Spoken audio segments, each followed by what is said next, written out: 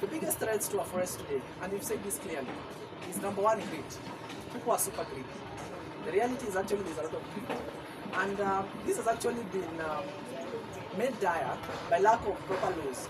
For example, with the lifting of the logging ban, it's very hard for currently to regulate and know what's genuine timber in the market today.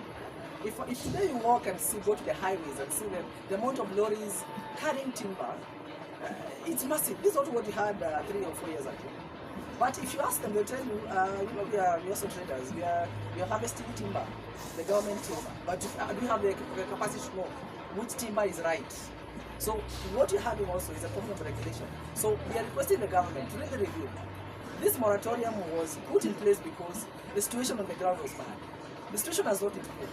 So we need the government to really see to it that we protect what we have. Because what is happening is, we've seen what is happening.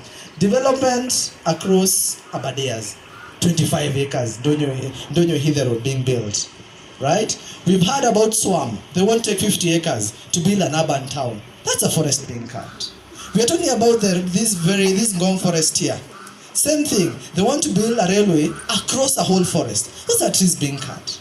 Let's also complicate it more. They've lifted the logging ban, a moratorium that was there for over 7 years. They've now allowed people to cut trees as they want, right? Plantations in public forests are still thriving.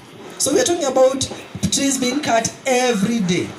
So as much as we are saying we are planting, on this other side, we are really harvesting a lot of trees. Recently, Citizen TV did an expose on charcoal burning in Kajiado. How many of you saw it? So some of us actually happened to see the same situation is being replicated in places like Narok, Masai Mau, the normal Mau. But because we are not talking enough, we are busy saying we are planting 15 billion trees. But are we really protecting what we have?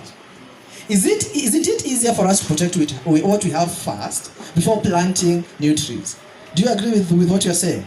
Of experts in-house who are willing to work with them.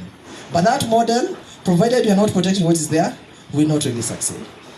And I think other than that... Actually know when we expect fire disasters. Even in Nairobi there was one the other week.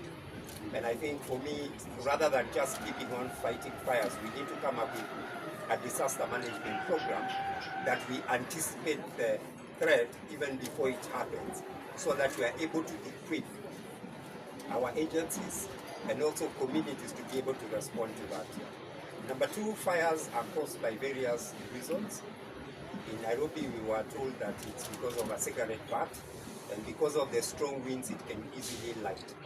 So we encourage smokers also to be very responsible in terms of how they dispose their cigarette butts after they smoke.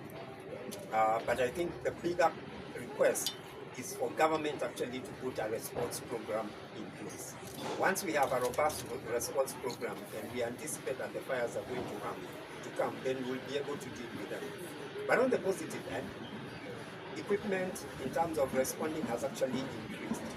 So while the fires are there, the response time has actually been quite effective, and the impact is not as much as it was over years. But we need to scale that so that all other areas that are under threat from fires are actually covered.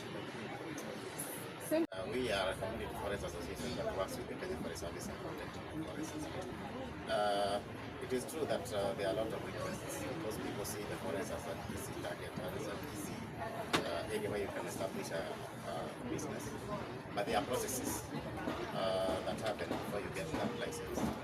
And for us, we encourage whatever projects happen within the forest should be those that are compatible with forest conservation, those that promote protection of the environment, no cutting of trees, and no destruction of the environment.